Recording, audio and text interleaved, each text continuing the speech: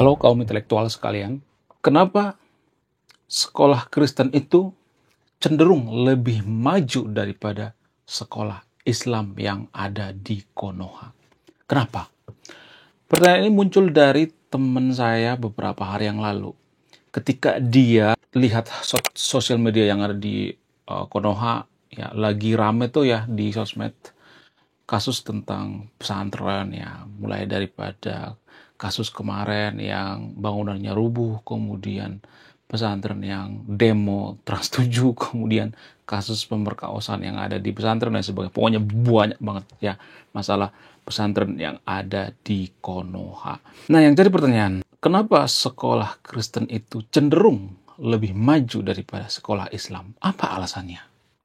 Apakah ini pengaruh daripada bantuan daripada Zionis? Apakah sekolah Kristen yang ada di Konoha itu dibantu oleh Israel sehingga mereka maju?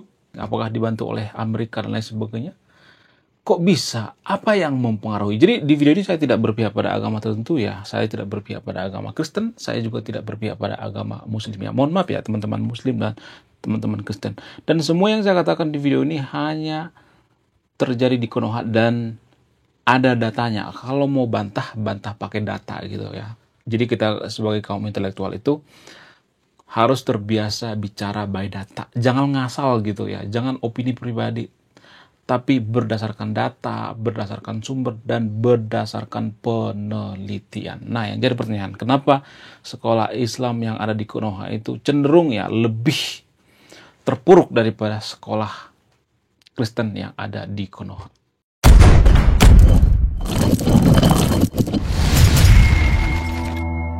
Menurut data, saya akan tampilkan datanya di sini ya. Jadi kalau mau bantah pakai data ya. Menurut data, salah satu alasan yang paling mempengaruhi kenapa sekolah Kristen itu lebih maju daripada sekolah Islam. Cenderung ya, bukan semuanya ya.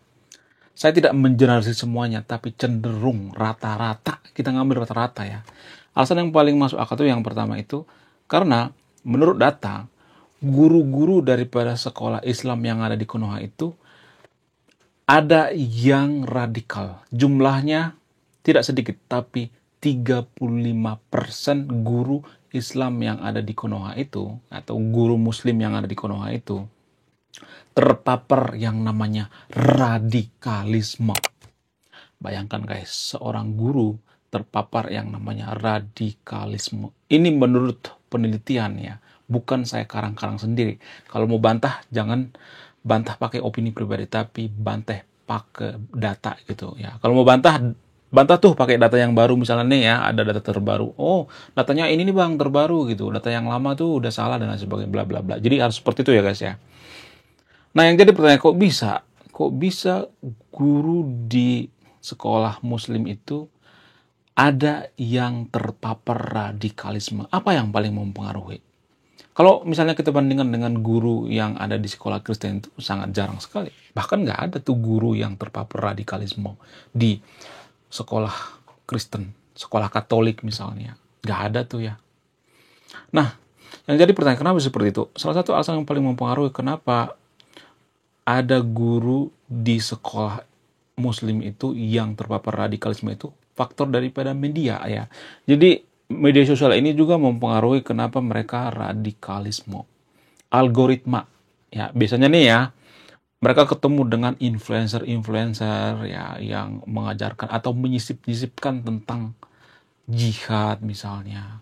Kemudian menyisipkan tentang konten-konten sentimen terhadap agama Kristen ya, sentimen terhadap agama lain gitu. Ya, ini yang paling mempengaruhi. Jadi media sosial sangat mempengaruhi. Ketika guru nyari tugas misalnya ya, nyari ilmu pengetahuan di sosial media, lagi berselancar di sosial media, maka ketemulah ya influencer-influencer yang menyusupi konten-konten tentang radikalisme. Sehingga ada guru, sekitar 35% menurut data ya, 35% guru yang ada di sekolah Islam itu terpapar radikalisme. Bayangkan, gurunya aja sudah terpapar radikalisme, ya kan? Apalagi muridnya. Nah, menurut penelitian ternyata guru-guru yang terpapar radikalisme ini, ya, mereka menyisipkan tentang permusuhan-permusuhan gitu. Ya, mereka menyisipkan tentang sentimen-sentimen negatif. Biasanya mereka sentimen negatif terhadap Barat dan agama Kristen ya. Makanya terjadi ya kasus-kasus kekerasan terhadap agama Kristen. Itu asal muasalnya. Ya, kalau kita perhatikan itu ya, di Konoha itu kan ada kasus-kasus tuh ya, kasus-kasus telolit ya. Jadi telolit ini kan biasanya ya, nggak semuanya tapi ya, biasanya mereka alumni daripada, mohon maaf ya, teman yang nonton video ini ya, pesantren. Kemudian alumni daripada universitas Muslim yang ada di Konoha. Biasanya seperti itu ya. Itu ya data ya. Kalau mau bantah pakai data ya. Saya harus bongkar ini karena apa? Karena ini sangat penting sekali ya bagi apa? Bagi kemajuan bangsa kita. Jadi apa korelasi kemajuan suatu sekolah gitu dengan apa? Dengan kasus radikalisme. Apa hubungan ya kalau misalnya nih ada guru yang radikal, apa hubungannya dengan kemajuan satu sekolah? Sangat berhubungan. Menurut data dari Kemendikbud ya, saya akan tampilkan datanya di sini ya. Menurut data dari Kemendikbud ya, guru atau sekolah yang terpapar radikalisme itu cenderung lebih terpuruk daripada sekolah-sekolah yang tidak terpapar radikalisme. Kita ambil contohnya seperti sekolah-sekolah Kristen ya. Mohon maaf bagi teman-teman yang nonton video ini ya, saya tidak berpihak pada agama tertentu ya. Saya bukan Kristen, saya bukan Nasrani ya. Jangan berpikir bahwa saya Kristen ya. Jadi kalau datanya ngomong seperti itu, saya akan ngomong seperti itu gitu. Kalau datanya ngomong A, saya akan ngomong A gitu. Jadi saya harus jujur di sini. Saya benar-benar terasa tidak berpihak pada agama tertentu gitu. Jadi kalau saya perhatikan itu cenderung ya, kalau saya perhatikan itu guru-guru daripada Kristen itu lebih berkompeten dan mereka tidak terpapar yang namanya radikalisme. Mereka tidak pernah yang namanya ngebahas tentang agama Muslim di sekolah-sekolah Katolik gitu, nggak pernah tuh. Kalau Anda mau bantah pakai data. Mana datanya? Kasih datanya biar saya bahas di next video. Kemudian guru-guru di sekolah Katolik atau sekolah-sekolah Kristen ya, sekolah penabur ya, sekolah-sekolah internasional yang berbau Kristen ya. Biasanya mereka tidak pernah bahas agama Muslim, nggak pernah menjelek-jelekkan. Bahkan mereka mendoakan teman-teman yang beda agama. Sementara ya di sekolah Muslim itu nggak semuanya tapi ya, saya tidak menjernalisir ya, tapi menurut data ada sekitar 30% guru Muslim yang terpapar radikalisme. Mereka biasanya menyulut gitu, memancing-mancing muridnya untuk apa? Untuk membenci yang namanya agama Kristen dan anti terhadap Barat. Ya, karena mereka anti terhadap Barat ya, sehingga sasaran mereka itu agama Kristen. Ini punya korelasi ya. Ya, ini semacam kausalitas. Jadi inilah yang perlu kita sadari sebagai kaum intelektual gitu ya, biar kita berhati-hati menyekolahkan anak kita gitu. Kita juga harus tahu gurunya seperti apa. Apakah gurunya mengajarkan yang namanya radikalisme, apakah menyisipkan. Sebenarnya guru-guru yang terpapar radikalisme ini enggak terus-terusan mengajarkan yang namanya radikalisme, tapi selalu menyisipkan ya opini-opini pribadi mereka tentang agama lain, terutama agama Kristen ya. Jadi nggak salah ya kalau saya perhatikan, ini hanya di Konoha ya, bukan di Indonesia ya, nggak ada urusan dengan orang Indonesia. Orang Indonesia itu anti kritik guys ya. Jadi itulah alasannya kenapa kalau kita perhatikan itu, kalau kita jeli itu di Konoha itu sering terjadi yang namanya persekusi rumah ibadah, bubarkan dan sebagainya. Ini faktor daripada didikan oknum-oknum guru yang tidak bertanggung jawab. Ya, sekitar 30% guru di Konoha itu, guru Muslim yang ada di Konoha itu terpapar radikalisme. Kenapa kaum radikalisme ini menyasar yang namanya guru? Ya, mereka sangat cerdas sekali. Mereka merekrut yang namanya guru ya. Karena apa? Karena guru itu punya kewenangan untuk ya menyebarkan paham-paham seperti ini. Maksudnya dia lebih cepat gitu ya. Kalau misalnya ada seorang guru terpapar, maka murid-muridnya nanti akan terkontaminasi gitu. Ya. Dan pemerintah kita itu seakan-akan abai ya hal-hal seperti ini. Makanya pendidikan kita itu nggak maju ya karena seperti ini ya. Kalau ada guru yang terpapar radikalisme, kita nggak gercep gitu ya, dibayarin aja gitu ya, nggak terlalu peduli gitu ya. Kita teriak-teriak yang namanya kemanusiaan, tapi kita tidak mencabut akarnya. Akarnya ya di sini ya. Itu menurut data ya. Kemudian alasan selanjutnya misalnya kenapa sekolah Kristen itu cenderung lebih maju daripada sekolah Muslim itu, karena pihak pengelola daripada yayasan. Jadi pihak pengelola daripada yayasan ini cenderung ya, kalau saya perhatikan itu, kalau sekolah Muslim itu atau sekolah-sekolah pesantren itu cenderung mereka itu tidak terlalu mempersiapkan yang namanya dana. Nggak semuanya, tapi biasanya tidak menjalani semuanya, tapi rata-rata biasanya seperti itu. mereka mengharapkan yang namanya dana hibah gitu, mengharapkan bantuan daripada pemerintah, mengharapkan menjual kalender apa segala macam gitu ya, mengharapkan ya meminta-minta gitu ya. Nggak semuanya tapi ya. Dan ini juga hanya di Konoha ya, karena orang Indonesia itu anti kritik guys. Jadi karena dananya terbatas dan tidak ada persiapan yang matang, maka guru-gurunya juga seadanya. Kualitas guru-gurunya juga seadanya. Itulah alasannya kenapa guru-guru di sekolah Islam itu banyak yang terpapar, nggak banyak sih, sekitar 30% ya, 30% terpapar radikalisme. Karena apa? Karena mereka nggak punya dana untuk merekrut guru yang berkualitas. Ya, jadi biasanya kalau guru yang berkualitas itu minta bayaran yang tinggi guys ya. Karena apa? Karena sesuai dengan kualitas. Zaman sekarang ini nggak ada istilah yang namanya guru tanpa tanda jasa. Sekarang guru itu guru pakai jasa, bukan tanpa tanda jasa lagi. Itu kan nostalgia zaman dulu ya. Itu zaman bahla ya. Zaman sekarang sudah berbeda guys ya. Jadi berpikirnya itu jangan dibolak-balik ya. Karena dana yang sangat terbatas, maka pihak sekolah-sekolah muslim itu mendapatkan guru itu ya apa adanya gitu ya. Biasanya mereka itu diceramain dengan bab-bab keikhlasan gitu ya. Belum mulai sekolah ya, belum mulai mengajar, mereka sudah diajarkan tentang bab-bab tentang keikhlasan. Sementara sekolah Kristen nggak seperti itu. Sekolah Kristen itu mereka rela menombok gitu ya. Misalnya nih ya, sekolahnya udah dibangun nih ya, terus mereka rekrut guru ya, mereka belum punya penghasilan, belum dapat SPP gitu ya dari siswa. Pihak yayasan itu berani nombok gitu sampai setahun gitu, berani rugi gitu, dan memberikan gaji yang sangat ya lumayan tinggi lah ke pengajar-pengajarnya, sehingga guru-gurunya itu berkualitas, sehingga banyak orang melamar gitu. Kalau misalnya gajinya mohon maaf ya cuma 500.000 sebulan atau 1 juta sebulan, siapa yang mau melamar coba? Nggak ada kan.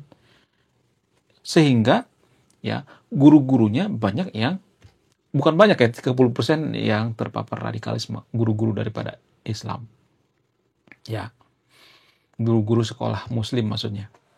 Sementara sekolah Kristen itu nggak seperti itu. Mereka lebih mengutamakan yang namanya kualitas daripada kuantitas ya. Kualitas paling penting. Mereka rela memberikan gaji guru itu tinggi gitu ya. Mereka rela memberikan gaji guru itu yang sangat sejahtera gitu.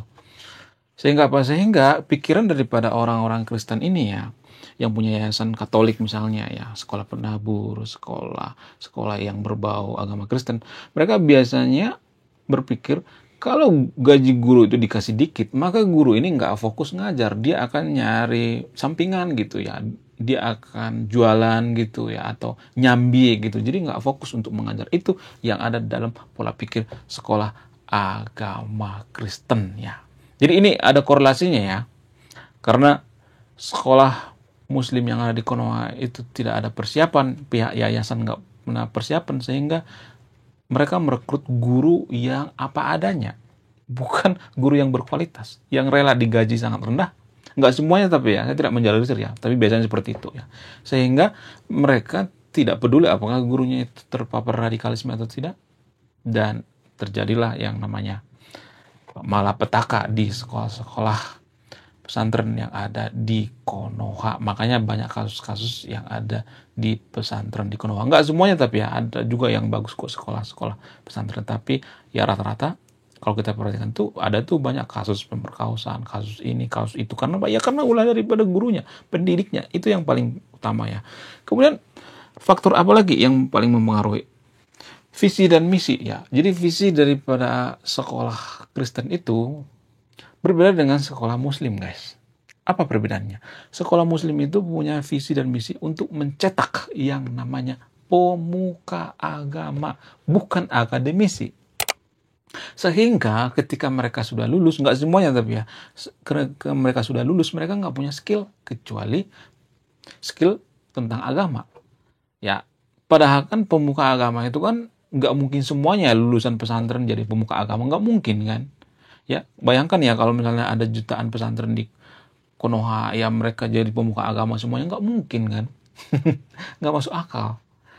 Nah inilah yang tidak diperhitungkan oleh sekolah-sekolah muslim yang ada di Konoha. Kemudian kalau kita bandingkan dengan agama Kristen misalnya, atau sekolah Kristen misalnya, mereka tidak mencetak yang namanya pemuka agama. Ya ada juga sih lulusan daripada sekolah Kristen yang jadi pemuka agama, tapi fokus mereka itu mendidik ya murid-muridnya untuk jadi akademisi, punya skill yang siap bekerja di kehidupan nyata gitu, punya skill, punya kemampuan gitu, bukan kosong melopong gitu hanya belajar agama, enggak.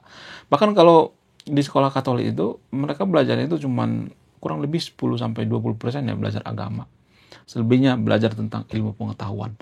Kenapa bisa seperti itu? Apa alasannya? Karena orang-orang Katolik itu berpikir bahwa ilmu pengetahuan itu juga ilmu agama. Matematika itu ilmu agama. Jadi mereka tidak memisahkan. Ya, ilmu psikologi juga ilmu agama. Ya, ilmu arsitek juga ilmu agama. Karena kalau misalnya kita bangun jembatan gitu ya, kemudian kita jadi peneliti misalnya, kita ilmuwan misalnya menemukan suatu hal yang bermanfaat bagi kemaslahatan umat manusia, maka itu semacam ibadah kita kepada Tuhan. Itu prinsip daripada sekolah-sekolah Katolik ya, atau sekolah-sekolah Kristen ya. Berbeda dengan sekolah muslim yang ada di Konoha. Sekolah muslim yang ada di Konoha itu mereka memisahkan antara ilmu akhirat dengan ilmu dunia. Jadi mereka berpikir bahwa ilmu matematika, fisika, ya astronomi, ya psikologi dan lain sebagainya itu ilmu dunia. Maka mereka fokus belajar tentang ilmu akhirat. Jadi kalau saya perhatikan di sekolah-sekolah pesantren yang ada di Konoha itu ya, nggak semuanya tapi ya, rata-rata mereka lebih banyak belajar agama, mengkonsumsi pelajaran agama seperti misalnya 70%, 30% gitu ya. 70% belajar agama, 30% belajar ilmu pengetahuan. Maka setelah mereka lulus ya, mereka terkejut gitu. Ternyata di dunia itu ilmu yang mereka pelajari di pesantren itu nggak terlalu bermanfaat gitu. Ya, bukan berarti saya mengatakan belajar agama itu tidak bermanfaat ya, tapi ya ketinggalan zaman gitu. Karena perusahaan-perusahaan itu butuh yang namanya murid-murid atau siswa-siswa yang sudah punya skill gitu. Jadi kalau misalnya nih kita ngerekrut karyawan ya, saya dulu punya karyawan tuh ya, mohon maaf ya dari lulusan pesantren dan lulusan sekolah umum gitu ya. Saya melihat ya yang dari lulusan pesantren ini nggak semuanya tapi ya, saya tidak menjelansir ya. Mereka ini lebih cenderung tidak bisa berkompetensi gitu ya daripada sekolah-sekolah yang dari sekolah umum gitu ya. Tapi ada juga yang berkompetensi ya. Cuman ya mungkin karyawan saya dulu itu yang kebetulan mungkin ya. Enggak, saya tidak menjelaskan semuanya ya. Nanti saya ya, dihujat gitu ya. Karena warga Konoha itu ya sebagian tapi nggak semuanya, tapi sebagian warga Konoha itu anti kritik guys ya. Saya ngomong seperti ini nanti mereka nggak bakal introspeksi, nggak bakal, mereka pasti bebal gitu ya. Kalau saya kritik pesantren yang ada di Konoha itu, mereka berpikir bahwa saya benci tentang Islam gitu. Kalau kita kritik pesantren itu bukan berarti kita benci dengan Muslim, nggak ada hubungannya dengan Muslim. Justru agama Islam atau agama Muslim itu mengajarkan yang namanya berpikir kritis gitu, mengajarkan yang namanya egaliter gitu, mengajarkan yang namanya kebaikan-kebaikan gitu. Ya, bukan memusuhi orang yang beda agama gitu. Nggak seperti itu ya. Cuman kalau saya kritik seperti ini nanti pasti saya dihujat. Kamu tuh benci dengan agama saya. Kamu tuh Zionis ya. Kamu tuh anti Israel gitu. Jadi di Konoha itu ya kalau misalnya nih sekolahnya nggak maju misalnya, mereka pasti akan menyalahkan Israel. Ini karena ulah daripada Zionis. Ini karena Israel. Kamu anti Israel. Kita karena diadu domba gitu. Selalu ya berpikir negatif gitu, selalu mencari kambing hitam gitu. Itulah alasan kenapa ya ada saja ya orang yang radikal di agama mayoritas di Konoha atau di umat Muslim yang ada di Konoha. Kenapa bisa seperti itu? Karena mereka menyalahkan pihak ketiga ya.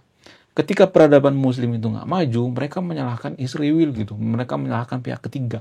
Mereka nggak introspeksi diri. Harusnya introspeksi diri gitu. Kenapa kita nggak maju? Kenapa dulu kita maju tapi sekarang nggak maju gitu? Harusnya kan introspeksi diri gitu. Bukan malah menyalahkan pihak ketiga. Ya karena mereka menyalahkan pihak ketiga sehingga mereka jadi radikal. Itu sebenarnya asal muasal daripada radikal. Mereka iri dengan peradaban umat Kristen. Sehingga apa? Sehingga mereka ya mau jadi telolit. Mereka mempersekusi yang namanya rumah ibadah, ya, rumah ibadah agama Kristen dan sebagainya, ya. Ini menurut data, ya. Menurut data ada ribuan kasus kekerasan terhadap agama Kristen yang ada di Konoha. Jadi kalau ini hilaf, kalau ini oknum, kenapa bisa sampai 1000 kali? Ini kan nggak masuk akal, ya. Jadi itulah alasannya kenapa pendidikan daripada Muslim itu nggak maju, ya, lebih terpuruk daripada pendidikan agama Kristen. Nggak semuanya, tapi ya, saya tidak menjelin semuanya. Ada juga pesantren yang bagus seperti Gontor, ya, SMA Man Serpong, ya, ada juga yang bagus, ya. Tapi rata-rata ya masih dikuasai oleh agama Kristen atau agama Katolik, ya. Kemudian apa alasan selanjutnya misalnya? Karena saya perhatikan ya nggak semuanya, tapi ya sekolah-sekolah Muslim itu cenderung mereka didoktrin dari kecil itu untuk tidak berpikir kritis gitu. Cukup mengimani gitu. Mereka didoktrin dari kecil itu jangan mempertanyakan agama gitu. Jangan mempertanyakan keimanan. Cukup imani saja gitu. Gak usah banyak tanya. Sehingga ini semacam doktrin pengikat gitu. Ibaratnya gini guys, ya. Ada seekor kuda, ya. Jadi waktu kuda ini kecil, kakinya diikat ke pagar misalnya. Kaki kirinya diikat ke pagar dari kecil gitu. Nah, karena dari kecil kakinya diikat terus sampai dewasa gitu, sampai umur 5 tahun gitu, ya. Maka ketika pengikatnya ini dilepaskan, biasanya kuda itu nggak bakal lari kemana-mana. Karena apa? Karena dalam pikirannya itu, ya, alam bawah sadarnya itu, ya, sudah terdoktrin bahwa kakinya diikat. Jadi dogma juga seperti itu, doktrin juga seperti itu. Ini sangat penting sekali, ya. Dogma itu seperti itu guys, doktrin itu seperti itu. Kalau dari kecil kita diajarkan jangan terlalu berpikir kritis, ya, nanti kamu sesat masuk neraka. Sehingga di sekolah-sekolah juga mereka nggak banyak tanya gitu, ya, nggak ada kemauan untuk berpikir gitu, ya, berpikir kritis. Nggak semua, tapi ya, nggak semua, ya. Saya tidak menjadi semuanya. Ada juga pesantren yang bagus, tapi rata-rata seperti itu. Ya, mereka sudah didoktrin dari kecil untuk tidak berpikir kritis. Sementara kalau agama Kristen, kalau saya perhatikan itu agama Katolik itu, sok aja kalau mau nanya apa aja nggak jadi masalah. Bahkan mereka berdebat tentang Tuhan, apakah Tuhan itu 1, 2, atau 3, atau 4. Guru-guru agamanya nggak marah tuh. Dipersilahkan. Saya tuh sering ya berdebat dengan guru agama Kristen, pendeta-pendeta. Mereka nggak marah tuh. Kalau misalnya saya mengatakan, apa buktinya Tuhan itu Maha Satu? Kalau misalnya dijelaskan bla bla bla bla. Terus saya ngomong seperti ini, itu kan tidak terbukti secara ilmiah. Itu kan berdasarkan, ya, persepsi daripada manusia. Kan Tuhan itu kan nggak bisa dibuktikan apakah 1 atau 2 atau 1,5, nggak bisa kan, nggak bisa dibuktikan. Nah, si sang pendeta ini atau guru agama ini bisa mengatakan iya benar, ini kan nggak bisa dibuktikan secara ilmiah. Dan mereka juga nggak ngotot gitu. Mereka memberikan kesempatan kita untuk berpikir kritis. Kalau kita mengatakan Tuhan itu ya mungkin saja 3 atau 2, nggak mungkin 1 atau 1,5 gitu. Kalau kita mengatakan seperti itu nggak jadi masalah. Karena apa? Karena sama-sama nggak bisa dibuktikan secara ilmiah, ya. Jadi si pendeta atau guru agama Kristen ini mengatakan bahwa Tuhan itu 1, itu kan nggak bisa dibuktikan secara ilmiah.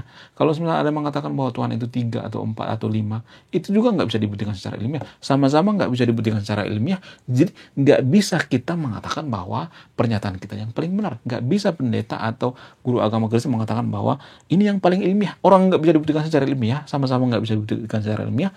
Sehingga apa? Sehingga mereka legowo gitu, mereka menerima gitu. Tapi kan kalau dalam pemuka agama Muslim kan nggak ada seperti itu, nggak ada tawar-menawar, nggak ada istilah demokrasi. Ya, kalau Tuhan itu 1 ya 1, nggak boleh banyak nanya. Jadi ini semacam doktrinasi, ya, dari kecil supaya kita tidak berpikir rasional, ya, tidak berpikir kritis. Jadi dari kecil sebenarnya dogma ini sudah ditanamkan dan sangat susah sekali, ya, untuk merubah ini. Sangat susah sekali. Ini semacam culture gitu. Ini semacam budaya. Itulah alasannya kenapa, ya, nggak semuanya, tapi ya teman-teman Muslim yang berasal dari sekolah Muslim itu cenderung tidak berpikir kritis. Ya. Saya melihatnya lebih berpikir kritis, ya, murid-murid dari Katolik atau Kristen daripada lulusan agama Muslim yang ada di Konoha. Kenapa? Karena sistem pengajarannya beda gitu. Guru-guru daripada agama Kristen atau pemuka agama Kristen itu berpikir kalau si anak itu dibatasi berpikir kritis, maka dia akan kehilangan masa depan, kehilangan ya pemikiran-pemikiran logisnya gitu. Dan itulah yang diperlukan untuk memajukan suatu bangsa. Jadi bagaimana caranya kita supaya bisa menjadi negara maju? Harus berpikir kritis ya, harus berpikir logis. Kalau kita didogma gitu, didoktrin, jangan harap. Jangan harap kita menjadi negara maju. Itulah alasannya kenapa negara-negara mayoritas Kristen itu ada yang maju. Nggak semuanya tapi ada yang maju seperti Korea Selatan gitu. Korea Selatan itu kan negara maju ya. Amerika gitu. Karena apa? Karena pemuka agama mereka nggak mendoktrin siswanya untuk nggak boleh mempertanyakan keimanan gitu. Nggak didoktrin seperti itu. Boleh aja, berdebat aja nggak jadi masalah. Oh nggak bisa dibuktikan secara ilmiah kok, nggak jadi masalah. Jadi inilah pemikiran-pemikiran dari pemuka agama Kristen dan pendeta-pendetanya ya. Mereka memikirkan jauh ke depan gitu. Kalau si anak ini dibatasi ya berpikir kritis, maka ini akan sangat berbahaya sekali. Itu ya perbedaan yang sangat signifikan. Oke, sekian video ini. Terima kasih sudah menyimak kami. Saya kaum intelektual, salam rasional.